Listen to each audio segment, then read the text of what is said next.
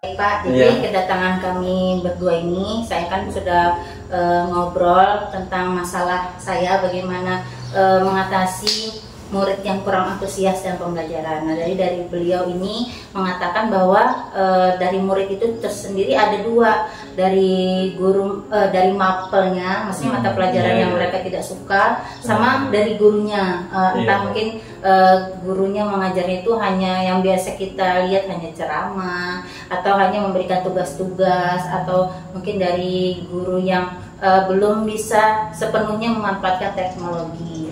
Nah, terus menurut Bapak ini sebaiknya kita bagaimana gitu Pak? Karena untuk biar kita sebagai guru nih juga paham tentang mengenai ke anak nih bagaimana gitu. Iya. Sebenarnya minat lah sebenarnya, kan ada minat, ada bakat ya.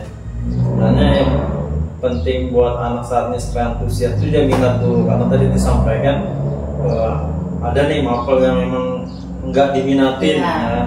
Nah, ataupun memang dia nggak bakat di situ, tapi dengan kita munculkan minat untuk belajar dia itu lebih tumbuh, ya munculkan minatnya. Tadi kan sudah bisa menggunakan teknologi. Nah, misalkan lagi apa nih, teknologi apa saat ini, misalnya lagi heboh, misalnya anak-anak yang lagi suka misalnya TikTok. Nah, kalau memang gurunya bisa ini apa, belajar TikTok itu bisa dikaitkan ke pembelajaran, atau bahkan anak bisa buat karya pembelajaran yang dia itu memang produknya menghasilkan tapi hasilnya dari TikTok gitu kan, bisa. Misalkan kalau kita dalam pasar misalkan, atau dalam ekonomi misalnya tentang pasar, ya udah dibikin videonya di pasar, bagaimana transaksi jual beli ya kan.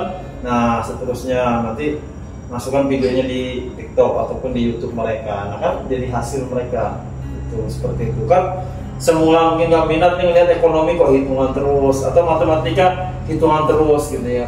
Nah, kenapa enggak dipola lagi misalnya matematika dimensi ruang misalnya. Nah, ada ruang kepala sekolah, ada ruang TU, ada ruang guru. Kenapa nggak coba-coba sekali dihitung panjang lebarnya gitu kan?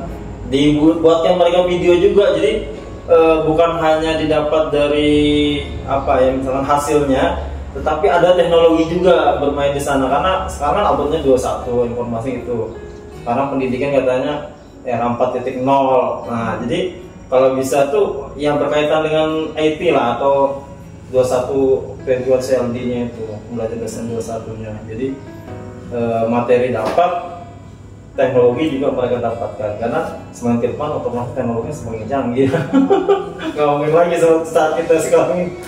Berarti bisa kita ambil kesimpulan mereka itu nggak cuma dari belajar secara yang tidak nyata, dalam artian kita di kelas saja, tapi kita bisa mengaitkan dari kehidupan sehari-hari yang Bapak bilang, ada wujud nyatanya gitu. Terus juga dari hasil video-video tadi nggak cuma dari hasil akhir, tapi kita bisa melihat proses dari awal mereka membuat video, bagaimana mereka melakukan perjalanan itu biar sampai terakhir gitu. Kalau itu kan kita lihat mereka pasti berpikir ya, misalkan kita buat kelompok nih, pasti kan mereka bagi tugas tuh kolaborasi. Siapa yang mau jadi bagian kamera, siapa yang mau jadi objek untuk yang berbicara kan gitu kan. Terus bahan ataupun tempat yang mereka mau kunjungi, alatnya mereka mau gunakan apa, terus kan mereka berkolaborasi itu kan. Nah, itu menghasilkan produk itu. Nah, dengan video tadi itu secara otomatis mereka akan menggambarkan proses tadi kan, yang selama ini kalau kita nggak video kan mungkin ya sudah tahu ya, sudah misalnya panjang ruang guru ya sekian meter gitu aja kan. Nah, kalau dengan di video kan mereka memang mengukur, ternyata begini menggunakan alat ukurnya meteran nggak atau apa kan gitu kan. Nah, gitu, jadi kelihatan bagus sekali sih. Nah, jadi yang semula mereka tuh nggak minat, dengan misalkan mereka suka bikin video, otomatis mereka minat, ternyata matematika itu seperti ini kan gitu. Jadi anggapan anak itu kita belajarnya tuh nggak itu aja gitu. Bisa belajar di mana aja pun, walaupun dengan materinya itu seperti matematika yang ketahuinya cuma hitungnya dengan apa yang kita lihat gitu. Jadi kalau Ibu Nur sendiri bagaimana, apakah nanti akan melakukan seperti itu juga, karena kan yang Ibu sampaikan tadi itu juga itu keren banget ya Bu ya. Apa namanya, saya juga bisa pelajaran Ibu sampaikan, ada ice breaking, ada apa namanya, ada game di dalam pembelajaran. Apakah Ibu akan mencoba untuk keluar dari kelas untuk pembelajaran?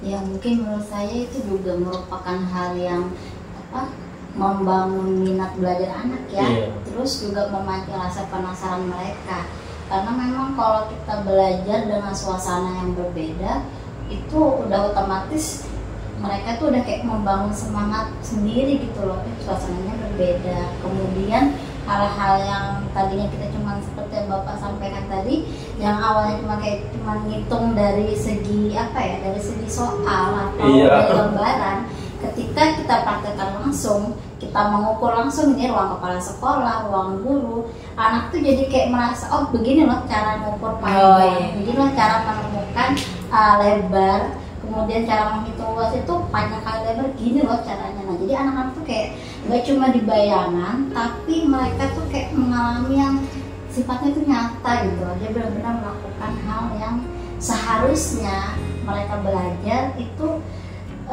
yang tadinya cuma lewat teks, mereka sudah kayak mengalami ini. Kita sudah sebenarnya udah di hari-hari kehidupan kita hari-hari kita udah mengalami gitu. Cuman kita itu tidak bisa mengaplikasikan pada saat belajar, karena mungkin di saat gurunya menjelaskan dalam kelas itu tidak terlalu sering mengaitkan pada hal-hal kehidupannya dalam kehidupan sehari-hari gitu. Jadi menurut saya itu merupakan hal yang bagus, yang positif. Dan saya juga berpikiran saya akan mencoba untuk mengajak anak-anak bagaimana kita mencari suasana belajar yang baru, yang sifatnya itu menyegarkan cara berpikir mereka atau menyegarkan udara otak mereka gitu kan, supaya mereka tuh semangat gitu ikut pembelajaran kita.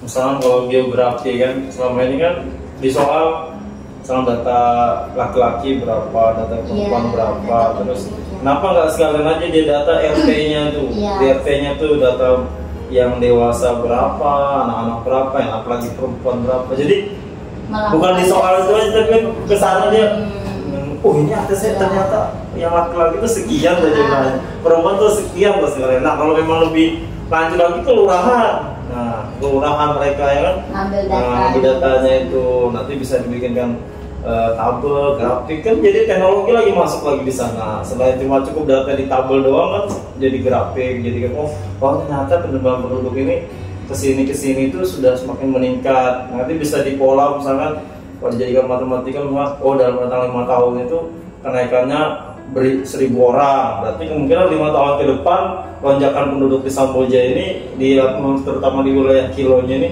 1.000 orang, kan bisa diprediksi seperti itu kan. Nah itu, jadi mereka dapat semua itu kamunya, dan itu soal minat mereka akan bertambah karena beda lah, maksudnya yang dirasakan di pengalaman belajar mereka itu jelas beda daripada yang biasa aja. Berarti dari soal-soal itu kita sampaikan juga bahwa sebenarnya gunanya dari kita pembelajaran ini apa gitu ya. Lalu juga seperti yang tadi tentang ekonomi itu, terus tentang pertumbuhan penduduk itu, ya berarti nanti misalnya dia di luar dari keluar dari sini, lulus dari sini pun mereka tahu cara penduduk di tempat mereka bagaimana, terus bagaimana cara ternyata transaksi jual beli itu begini loh caranya gitu. Seperti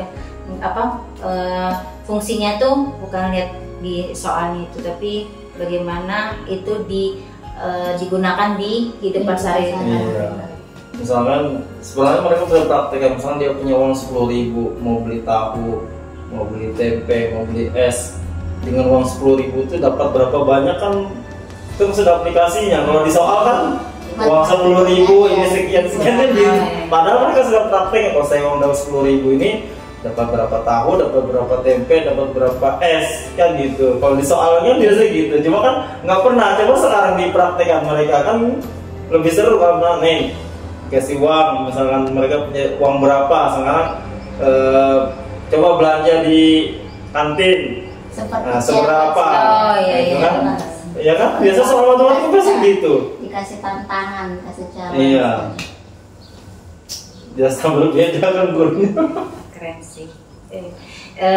Jadi saya berterima kasih kepada Ibu Nurul sama Bapak, Bapak Taufik. Jadi saya mendapatkan pelajaran baru lagi, yaitu bagaimana cara saya mengatasi murid dari cara ngajar saya sendiri yang hanya sebagai cuma ceramah doang atau soal doang. Nah terus bisa dapat ilmu yang dari media pembelajaran, bisa menggunakan teknologi. Terus dari TikTok pun yang biasanya dianggap sebagai negatif, bisa jadikan kita positif. Dari dari materi itu dijadikan aplikasi video atau yang mereka sukai sesuai dengan kreativitas mereka.